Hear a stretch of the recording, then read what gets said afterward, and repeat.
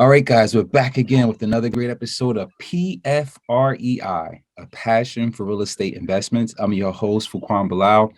Today we have a second-time guest. Ron's been on the show before, Ron Walraven from I'm sorry, Ron, Waymark Homes.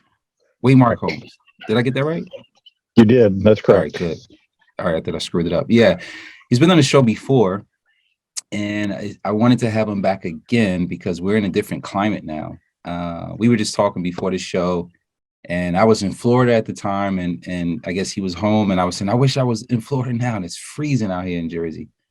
But I wanted to bring him back on the show because I'm really just, Ron, interviewing a lot of people that I'm in masterminds with, people that I know that are doers, people that are actually, doing some business, just trying to figure out what are they doing in this current climate in the marketplace. The last time we talked about your passion for real estate, your why.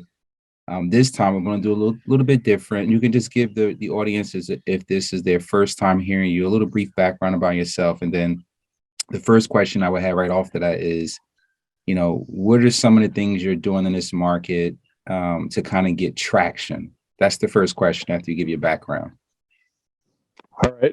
I'm from the southeastern Michigan market. I've been primarily a wholesaler. The last 10 years of my career as a real estate person, I sold REOs for banks prior to that for about 10 years, 11 years. I've sold a lot of property, done a lot of transactions. I was an auto mechanic for 15, 18 years prior to that. Hurt my back really bad, which kind of forced me into doing real estate.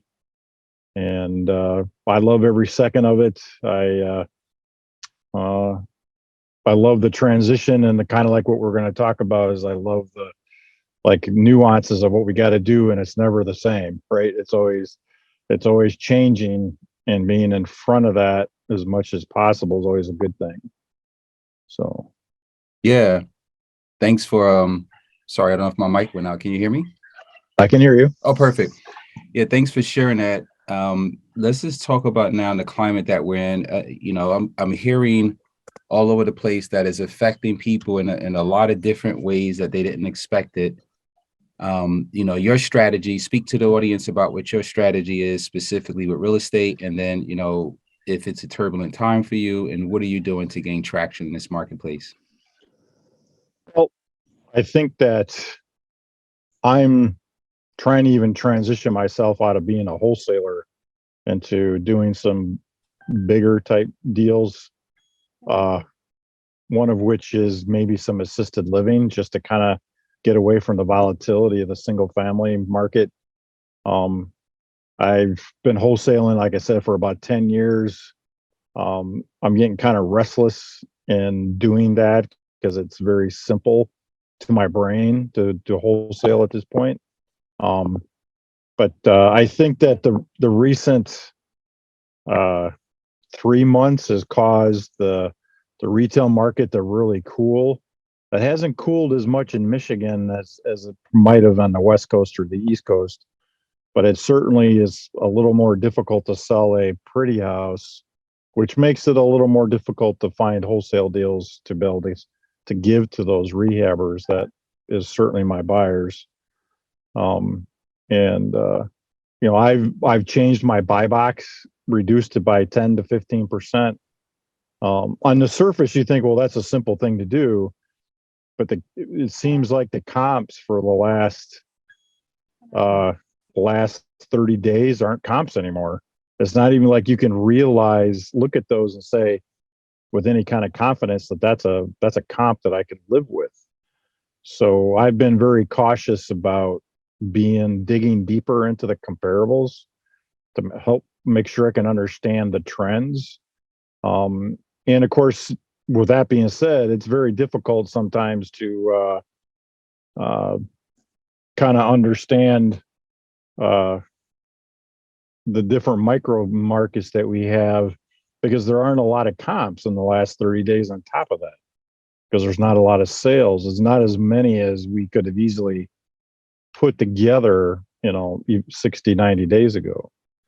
So it's, I feel a lot like when we first went into COVID, it's like, it's easy for me to somewhat tell a seller that, hey, we don't know what your house is really worth because we're trying to catch this falling knife at the moment.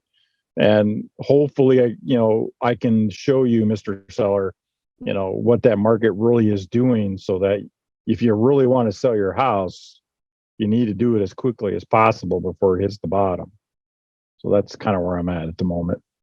Yeah, it's interesting the market that we're in, dealing with the acquisition process and trying to educate the homeowners on where the marketplace is at. Like the sellers are very stubborn, whether it's multifamily, whether it's residential, they're still looking at what it was and still feel that the value of what it was is still now.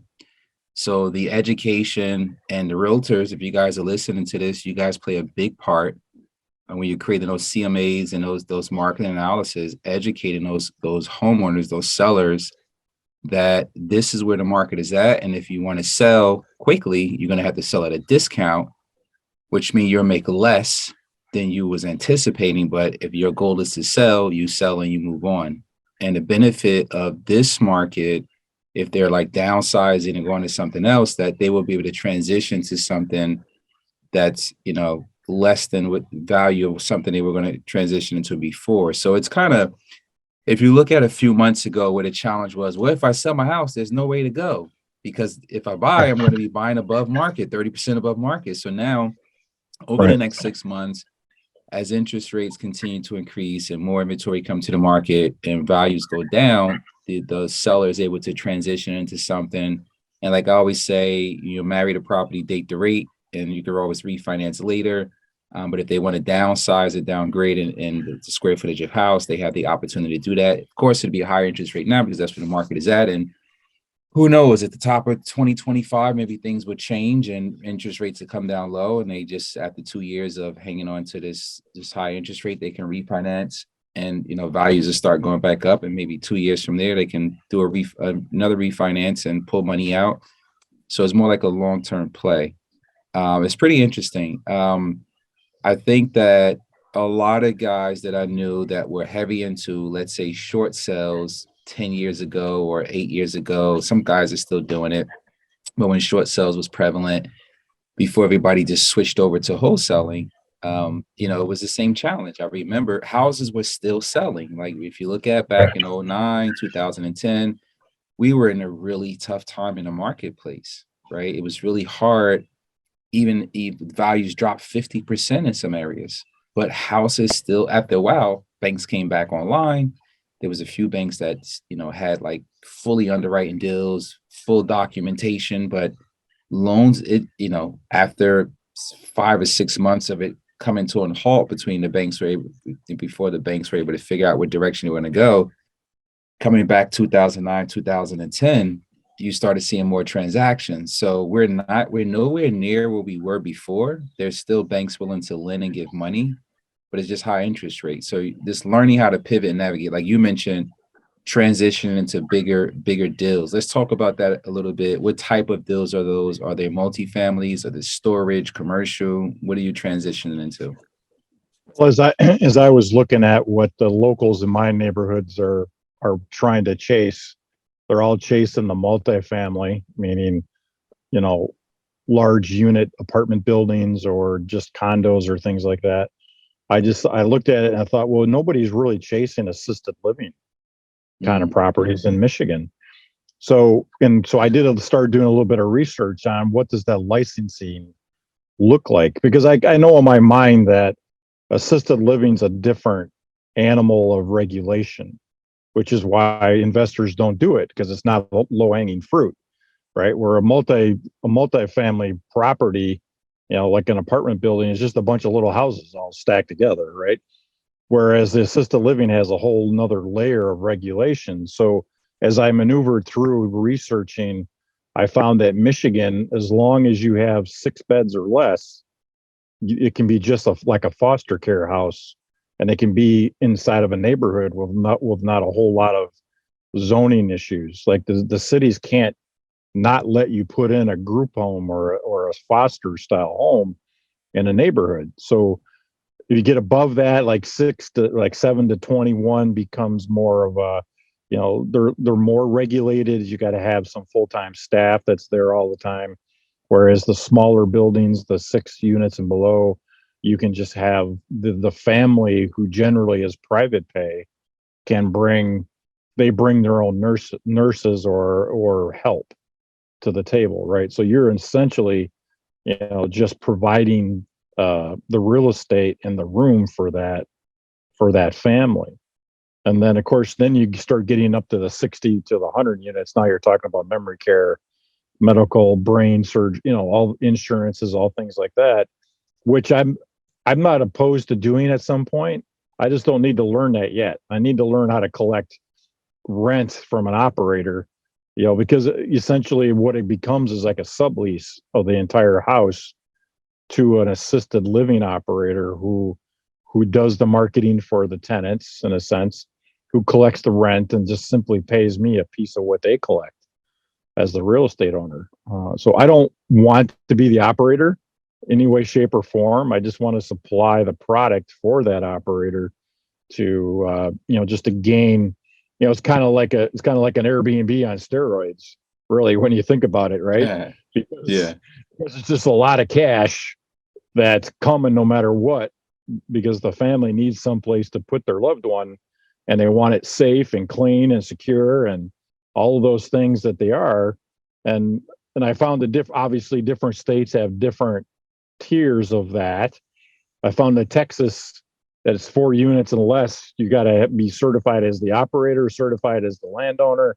There's a lot of regulation, because I had found a bigger house in Beaumont, Texas, that seemed like a likely suspect, and then I just walked away from the more research that I did on that. I just thought, well, Texas is it's too regulated for where I'm at today. Plus, it's 1,500 miles away from my house.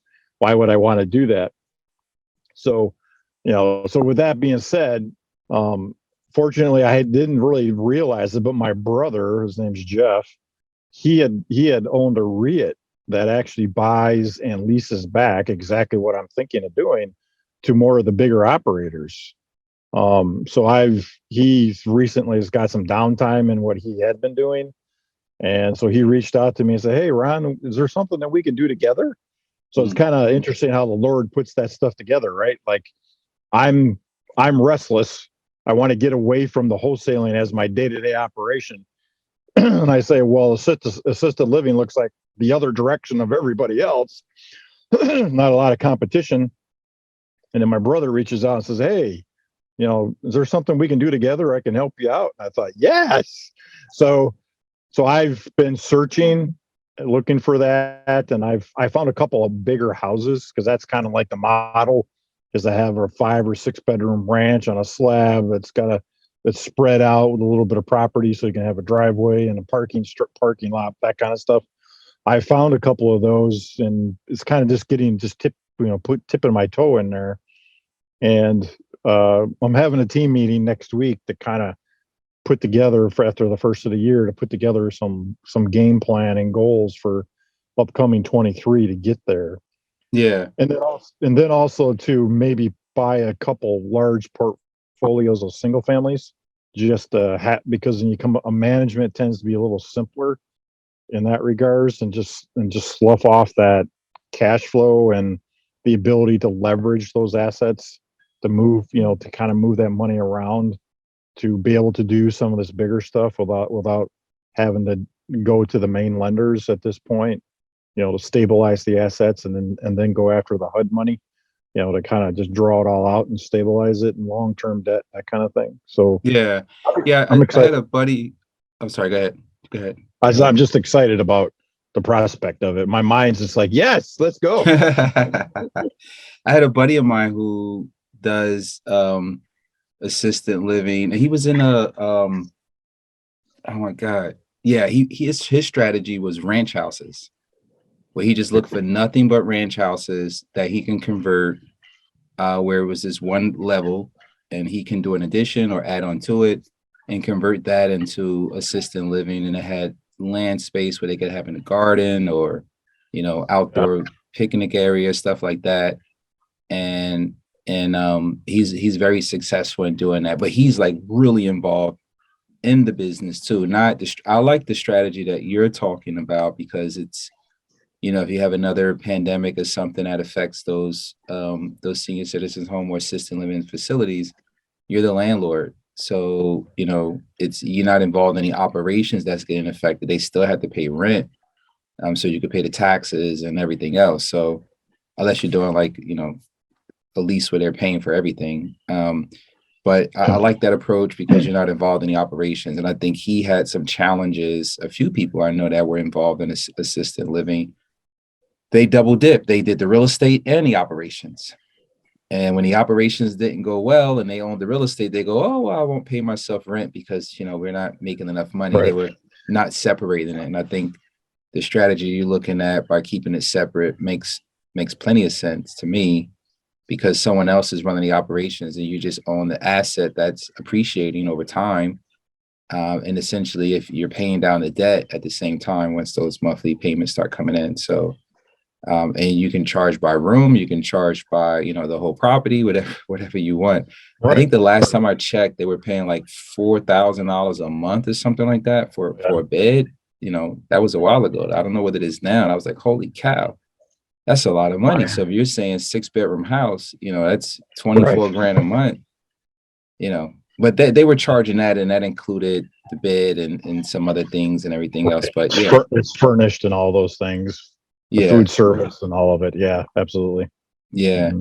So I Yeah. like that part. Yeah, it's interesting how this market is having a lot of people transition out of the transactional things they're doing and really focusing on cash flow. Like a lot of the guys you and I know who were really heavy into wholesale and now switching over to subject twos and renting it out and going for that cash flow place and pace. I mean, cash flow opportunity in this marketplace where when the market shifts, they can sell that asset off, you know, and then make their money there. But now they're just saying, okay, if I buy on terms and basically structure a deal with a seller is willing to sell to me and I have a tenant in there I can rent and create an arbitrage situation until the market shifts, at least I'll have some cash flow to keep me stable and still do a little bit of wholesaling where I can, if it makes sense. Or they're doing wraps and wholesaling to deal with the wraps. So it's making a lot of people creative in this market doing things that they wouldn't think that strategies and things that they wouldn't think they would be able to do. It's really pushing everybody to the next level, which I like. I like a market that challenges you because that's the only way you grow. Like you said, you're just tired of doing wholesaling. And it's because of this marketplace is forcing you to get out of your comfort zone and do something Yeah. a little bit bigger. So I love it. I love it. And I like being creative on deal structure anyway.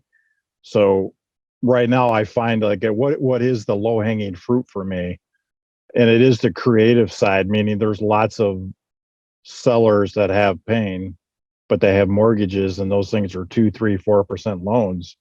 How how much better are those people are apt to do a seller financing or a wrap or a sub two or whatever you want to call it? You know, there's plenty of those people. So the challenge to that is finding them, right? Getting finding them with enough pain that they're overcome their fear of somebody actually taking over their house without the debt going away, and Mm, explaining that to them, right? Um, I think that if you can explain that process to a homeowner in a way that removes their fear, I think you could do as many as you can collect because you're it's the perfect rental. Somebody else is paying the taxes, somebody else is, you know, maintaining it. All you did was provide a option for a bruised credit person to get into a house, and you just took an option fee, or, you know, and then you're cash flowing it all. I think that that's the, to me, that's, even that's still easy to me. It's just a matter of getting those leads into my bucket to kind of swing at those. Whereas the assisted living does challenge me, to your point. It's like I need the challenge at some point to be able to keep moving forward. Otherwise, I might as well just like shut it off and go home. Like just go to Florida and just stick around for a while. You know, just be done with it yeah. altogether. Yeah. Yeah, challenge is always good. As I always say, I fight better with blood in my mouth. Yes. You There know, you go. 2008 really was a wake up call for me, and I remember telling this story to somebody a few weeks ago. One of my lenders flew in from Chicago to my office in New Jersey, and we were discussing my background and my transition through the market cycle. And I was telling him, I remember laying on my back in the bed and looking at the ceiling fan turn around, like, what do I do next? Because real estate became my identity. And it took me a few years to really, I went through some self growth, and that really taught me how to go more inward to myself to build mental toughness. And I'm so grateful that I did go through that transition because it made me a better father. It made me a better person and a better Yep. leader, manager, by going through that. And I'm much more prepared. I believe this time I'm not bulletproof, but I think I'm much more prepared mentally for what's happening in this marketplace. Like there's a lot of people that just got in a space in 2015. They had the opportunity to ride that wave. The market started to turn back around in 2015 and started to boom on 17 and then 19, boom, and then it stabilized and COVID came. And then it was, the market went out of control and values went up and they're like, yeah, this is great. And then now Yeah. they're like, so when I speak to these people, I'm like, how is it affecting you? And it's like, trying to see what their reaction is. They some of the people that I've spoken to, they have a plan. They're not used to the slow, and they're kind of weary about the unknown. And I just say, if you can make it to the next 24 months, this would be the greatest learning experience of your life once you come out on Yeah. that other side. And I think there's COVID created a lot of market millionaires. Like a lot of these guys that got in 2.5, 3 years ago, all they've known, and it's kind of like the early '07 run. Like these guys never knew what it was like to have to dig for a deal, and now it's coming back, right? So guys like you and me who've been through all that go, this feels like '08. Yeah. That's no problem. Let's just go. Well, Yeah, good it's fun. I mean, the slow pace of it does, but '08 was something different, man. It's nothing to me, nothing like it. Things are still moving. It's just slow. Interest rates a little Yeah, high. agreed. Most investors that's doing private lending, they're sitting on the sideline. So it's just slowing things down. But dude, I remember when I came in, the market I was in, low income housing, the banks were giving the people who I was doing deals with in my community, 12% interest for usury, 14% 100% financing with the 9% first and a 12 or 14% second. Of course, inflation really wasn't too bad then, but deals were still getting done. Deals were Yeah, still getting done. So when I look at that and I look at now, and I'm like, you know, it, it's not that I'm bulletproof or have all the answers. I just know it's not. It doesn't feel like, oh wait, who knows what's going to happen in the next 2023. We're in December now, just to give you guys a timestamp, because I know this podcast is going to be out probably in 3 weeks by the time you guys hear it. But who knows what's going to happen? So we're just prepare for the next 24 months for it to be like it is now. And I would say really try to focus on generating as much cash flow as you can to carry yourself through the next 24 months. Maybe it's a year, but just plan for 24 months of slow pace. And this should give you the time to develop your internal process systems, retool, look at your expenses, put names of some of your people in your team on the P&L to see who's responsible for driving revenue, who's losing revenue, and yeah, for see, sure. Yeah. who's pulling their weight. So yeah, I know you're going to an event. I really appreciate you coming in. Any last words for our guests that you'd like to leave them with? Any websites you'd like to plug or anything for people who can check you out? Um, my seller facing site is waymarkhomes.com. So it has photos of our team and who I am and who I've been. So you can go there, or if you want to just reach out to me to my cell phone, if looking for a conversation about what Michigan may be if you're not in Michigan, you can text me at 586-413-6190. And I like to text. That's my cell phone directly to me. I love to help people. I was just, the end of the year stuff's happening, and I was sending out an email to the agents in my brokerage, which are very simple investors. And I realized I got 40 people that are underneath me that I don't necessarily, I'm not running a retail brokerage at all. It's just a bunch of guys that like to do real estate. And it was very interesting. I hadn't encountered them in a while. And I thought, well, I love to do that. And I had one guy reach out to me, and he's moving his license he got his broker's license, so he doesn't need me anymore. And he just thanked me for all the help I gave him. So it kind of it gives me some days when I'm thinking like how stupid I am. I get days like that. When I got to cut a check for 15K at a closing, thinking, oh, that was a stupid thing to do. I have days like that where just get a few thank yous and attaboys. It's always a good thing. Yeah, thanks for coming on the show, man. Another great episode of PFREI, a passion for real estate investments. I'm your host, Fuquan Bilal. If you're watching this on YouTube, be sure to like, subscribe, and share. Please be sure to check us out on all the other social media channels and all the podcast channels as well. Thanks, Ron. I really appreciate it. All right, guys, another great episode, PFREI, and I'm out. Happy New Year, buddy. Happy New Year to you too, sir.